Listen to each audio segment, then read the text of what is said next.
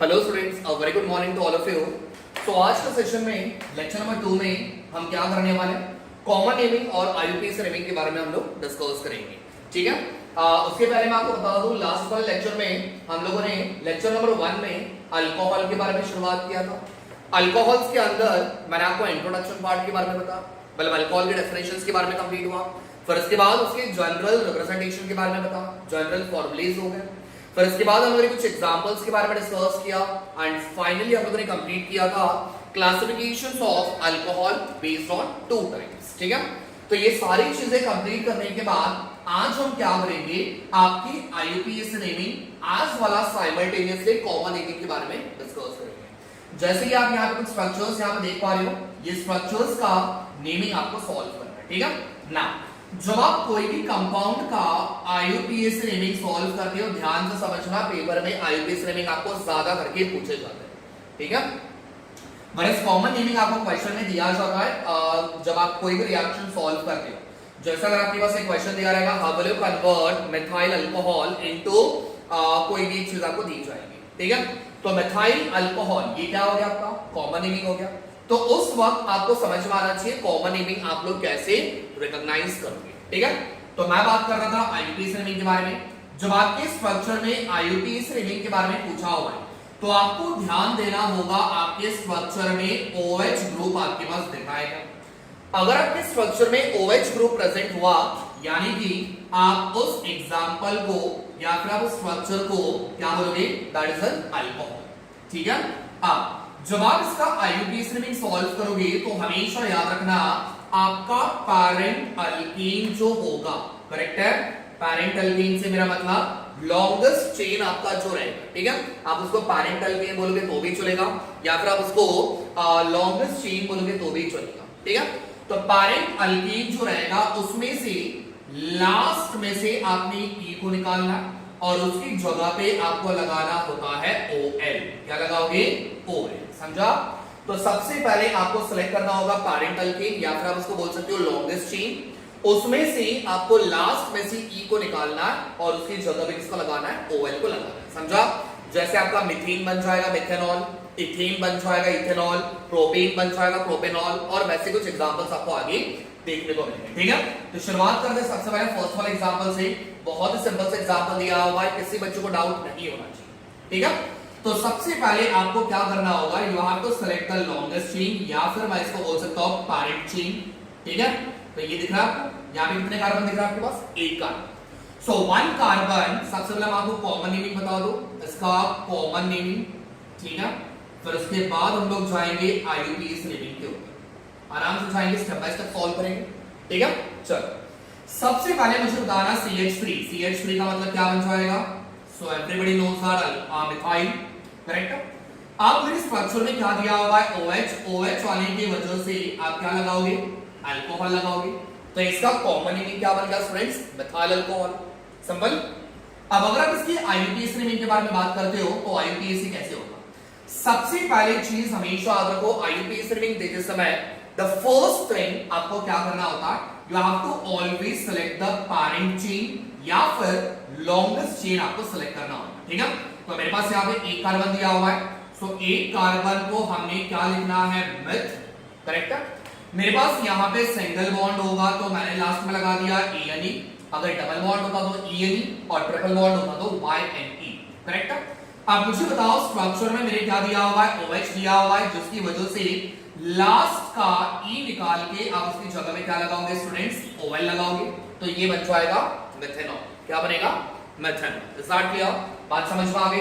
तो इस तरीके से आपको आईयूपीएसी नेमिंग सॉल्व करना है। ठीक है, आगे बढ़ते हैं सेकंड वाले एग्जांपल में। यहां पे इसका सबसे पहले कॉमन नेमिंग, फिर उसके बाद जाएंगे आपके आईयूपीएसी नेमिंग के ऊपर। ठीक है, जहां पे मैंने CN लिखा हुआ है, समझ जाना, कॉमन नेमिंग के बारे में बता रहा हूं। ठीक है, चल सबसे पहले मुझे बताना कॉमन नेमिंग में, यहां पे दिया हुआ है CH3, यहां पे दिया हुआ है CH2, दोनों मिलाकर के मैं C2H5 लिख सकता हूं। चेक करना, कार्बन मेरे पास कितनी बार है, 2, हाइड्रोजन 3 और 2 5, तो ये बन जाएगा C2H5।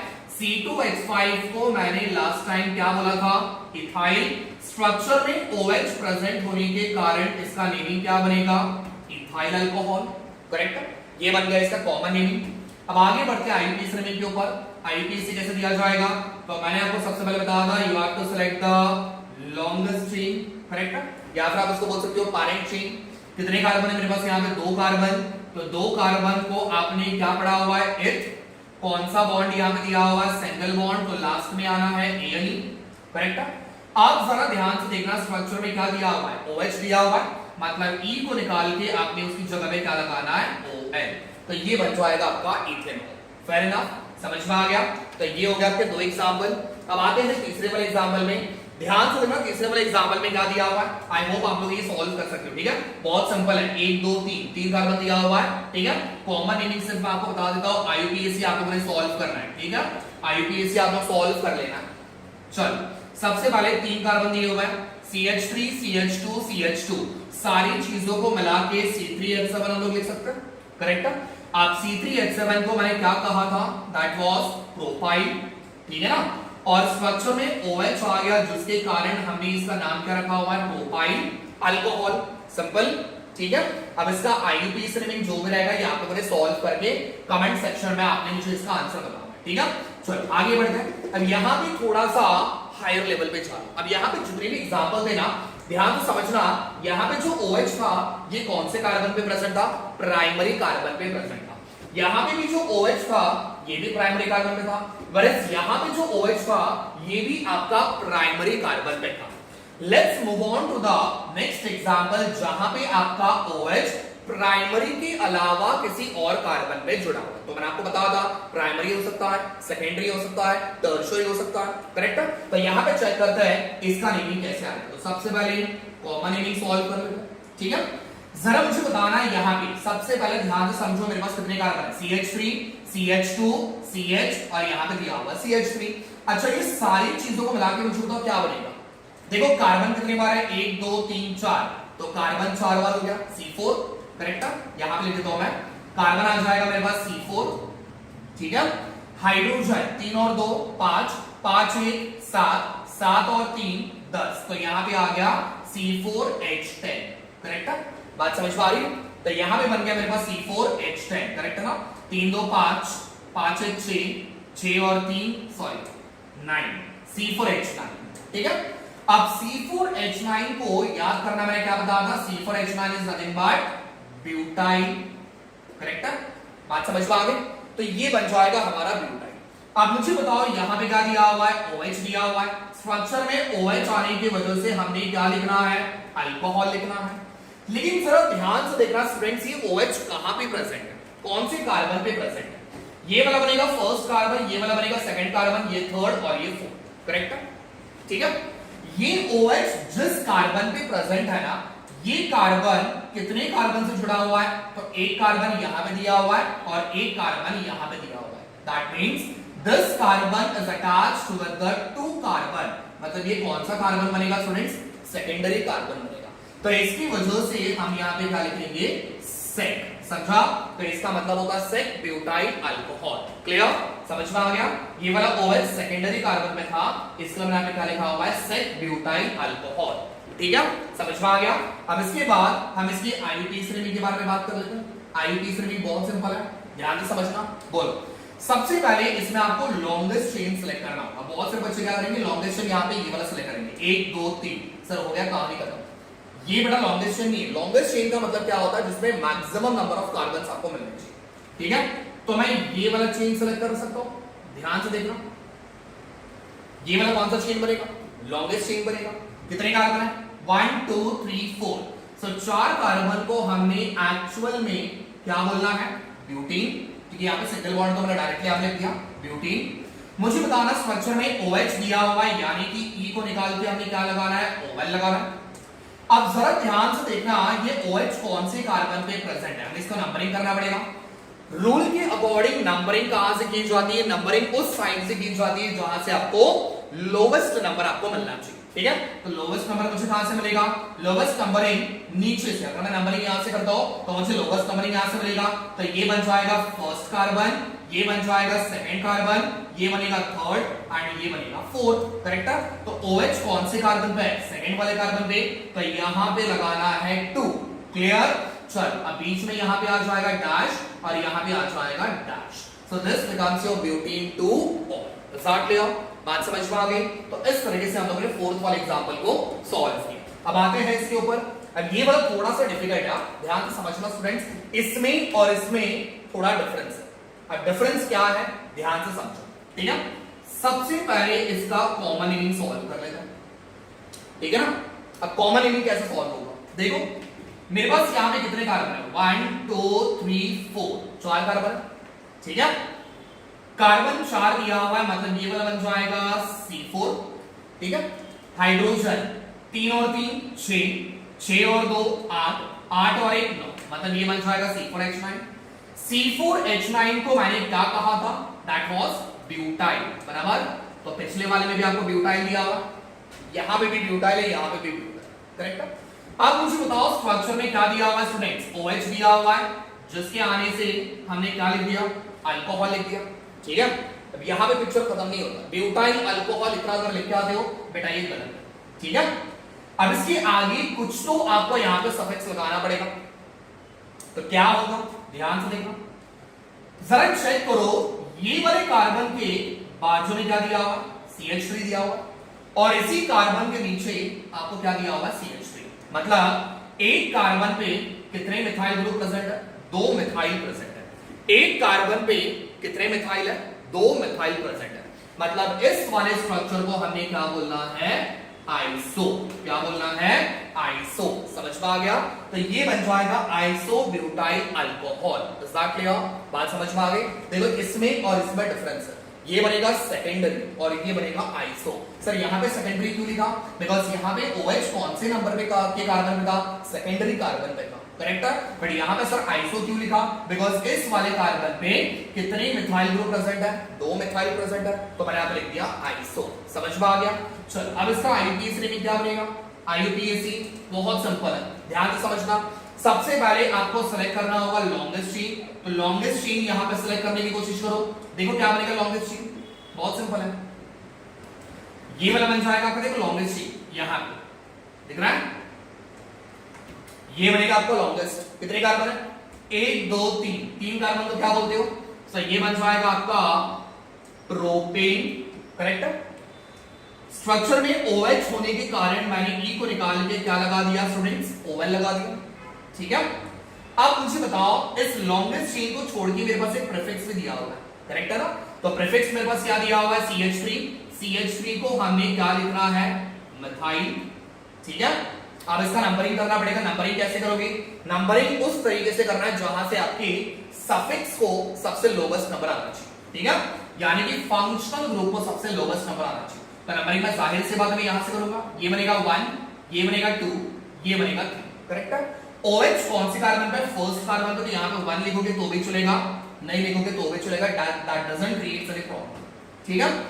CH3 कौन से कार्बन पे प्रेजेंट है, सेकंड वाले कार्बन पे प्रेजेंट है, तो ये आ गया हमारा 2, यहां पे डैश, यहां पे डैश और यहां पे डैश, समझा?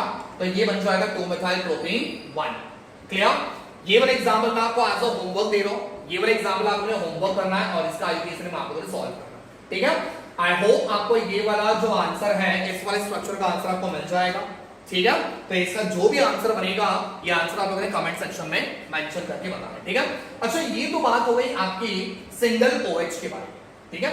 यहाँ पे जितने एग्जांपल मैंने दिए हुए हैं सारे के सारे एग्जांपल्स आपके सिंगल OH के साथ प्रेजेंट थे। अगर मान के चलते हैं आपके स्ट्रक्चर में एक से ज्यादा OH ग्रुप प्रेजेंट है, ठीक है ना? अगर आपके स्ट्रक्चर में OH ग्रुप एक से ज्यादा प्रेजेंट है तो उसका नेमिंग कैसे सॉल्व करोगे, तो उसके बारे में भी डिस्कस कर लेते हैं, ठीक है? ऐसा मत सोचना कि सिंपल एग्जांपल यहां पे करके बता लो और डिफिकल्ट वाले आपके ऊपर मैं दे रहा हूं, बिल्कुल नहीं आ रहा तो मुझे बता दो, मैं उसके आंसर में आपको मेंशन कर दूंगा, ठीक है?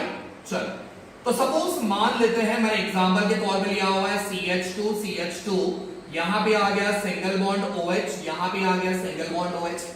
लो आपके सामने एक डिफिकल्ट एग्जांपल मैंने तैयार कर लिया, ठीक है? अब मुझे बताना है यहां पे स्ट्रक्चर में OH कितनी बार है, 2 बार दिया हुआ है, मतलब ये कौन सी कैटेगरी में जा रहा है, मोनो वाले में जा रहा है, डाई वाले में जा रहा है, ट्राई वाले में जा रहा है, किसमें जा रहा है, डाई वाले, बिकॉज़ OH कितनी बार है, 2 बार है ना, कल मैंने आपको क्लासिफिकेशन बता दूं, करेक्ट है? तो जिस स्ट्रक्चर में OH 2 बार दिया हुआ है इसका मतलब उसका नेमिंग कैसे, मतलब वो कौन से कैटेगरी में जाएगा, डाई हाइड्रिक अल्कोहल में जाएगा, ठीक है? चलो अब इसके नेमिंग के बारे में बात कर लेते हैं। इसका IUPAC नेमिंग मैं आपको बता रहा हूं, कॉमन नेमिंग बहुत सिंपल है, वो तो आपको वैसे भी याद ही करना है, ठीक है। अब इसका IUPAC कैसे बनेगा बोलो। सबसे पहले चेक करना है हमारे पास कितने कार्बन दिए हुए हैं, 2 कार्बन, तो 2 कार्बन के लिए हम लोगों ने क्या लिखना है, इथेन। अब सर इथेन कैसे लिखा, बीच में कौन सा बॉन्ड दिया हुआ है, सिंगल बॉन्ड, तो मैंने यहाँ पे AN लगा दिया, ठीक है। आप मुझे बताओ स्ट्रक्चर में क्या दिया हुआ है, OH दिया हुआ है। OH आने के कारण हमने स्ट्रक्चर में क्या लगाना होता है, नेमिंग में क्या लगाना होता है, ओवल लगाना होता है। सर आपने यहाँ पे एक मिस्टेक कर दी, सर आपने तो बताया था ई को निकाल के ओवल लगा दिया, सर आपने अभी ई को निकाला ही और डायरेक्टली ओवल लगा दिया। बेटे ये चीज तब करते हो जब आपके स्ट्रक्चर में एक OH ग्रुप प्रेजेंट होता है। जब आपके पास एक से ज्यादा OH ग्रुप प्रेजेंट है, मान के चलते 2 बार 3 बार 4 बार, और अगर वो सेम है तो यहाँ की ई को रिप्लेस करना नहीं है। अब जैसे आपके स्ट्रक्चर में OH कितनी बार है, 2 बार है, तो यहाँ से ई को निकालना नहीं है। अगर आपके पास एक ही होता तो मैंने यहाँ से ई को निकाल दिया होता, ठीक है। आप मुझे बताओ OH स्ट्रक्चर में कितनी बार है, 2 बार दिया हुआ है, तो बराबर उसके आगे लगाना है डाई, ठीक है। बहुत सारे बच्चे क्या करते हैं, डाई को यहाँ पे लगाते हैं। बेटा OH 2 बार है ना, समझा, तो OH आने के कारण मैंने क्या लगाया, ओवल लगा दिया। तो OH मेरे पास 2 बार है तो उसके आगे तुरंत डाई लगा देना, समझा। अगर 3 बार आ गया तो ट्राई लगा दो। अब मुझे बताना OH कौन से कार्बन पे प्रेजेंट है, तो इसका नंबरिंग आपको देना पड़ेगा। ये बन जाएगा फर्स्ट, ये बन जाएगा सेकंड। अगर आप यहां से नंबरिंग देते तो भी सेम होगा, तो यहां पे आ जाएगा 1, यहां पे आ जाएगा 2, क्लियर। यहां पे डैश, 2 नंबर के बीच में कॉमा, यहां पे डैश, तो ये बन जाएगा ethene 1,2 diol. Is that clear, बात समझ में आ गई। तो ये बन गया इसका कॉमन IUPAC नेमिंग। अगर कॉमन नेमिंग आपको लिखना है तो इसका कॉमन नेमिंग बनेगा इथिलीन ग्लाइकॉल, ठीक है। नेमिंग आपको याद करना पड़ेगा, इथिलीन ग्लाइकॉल, ये बनेगा इसका कॉमन नेमिंग, ठीक है। एक और एग्जांपल बता रहा हूं, ध्यान से समझना। CH2 यहां पे एक OH, नीचे एक OH, यहां पे एक OH, ठीक है। यहां पे देखो OH को तो पूरा गोदाम भर के रखा हुआ है, ठीक है ना। अब सर ध्यान से देखना, स्ट्रक्चर में OH कितनी बार है, 3 बार दिया हुआ, ठीक है। तो ये कौन से कैटेगरी में आएगा, ट्राई हाइड्रिक अल्कोहल के कैटेगरी में आएगा, ठीक है। चलो विदाउट वेस्टिंग टाइम फटाफट इसका IUPAC नेमिंग सॉल्व कर लेते हैं, ठीक है। फटाफट कितने कार्बन है इसके अंदर, 1 2 3 कार्बन को क्या बोलना है, 3 कार्बन को क्या बोलना है, प्रोपेन। डायरेक्टली बता दिया, सिंगल बॉन्ड दिया हुआ है, ठीक है। स्ट्रक्चर में क्या दिया हुआ है, OH, यानी कि लास्ट में क्या लगाओगे, ओवल। अब यहां से भी ई को निकालना नहीं, बिकॉज़ OH मेरे पास कितनी बार, 3 बार दिया हुआ है, एक से ज्यादा है, तो ई को निकालना नहीं है, समझा। जरा चेक करना, OH हमारे पास कितनी बार दिया हुआ है, 3 बार दिया हुआ है। इसका मतलब यहाँ पे तुरंत आगे क्या लगाओगे, ट्राई लगा दोगे, ठीक है। बात समझ में आ गई। अब मुझे बताना यहाँ पे OH कौन से कार्बन पे है, ये वाला बनेगा फर्स्ट, ये बनेगा सेकंड, ये बनेगा थर्ड। तो यहाँ पे आना चाहिए नंबर 1, यहाँ पे 2 और यहाँ पे 3। समझ में आ गया, यहाँ पे डैश कॉमा कॉमा डैश, तो ये बन जाएगा प्रोपेन 1,2,3 ट्राइऑल, ठीक है। अगर आप इससे कॉमन नेमिंग के बारे में बात करोगे तो कॉमन नेमिंग क्या बनेगा इसका, प्रोपिलीन। ऊपर वाला था इथिलीन, नीचे वाला बन जाएगा प्रोपिलीन ग्लाइकॉल, ठीक। समझ में आ गया, क्लियर हुआ।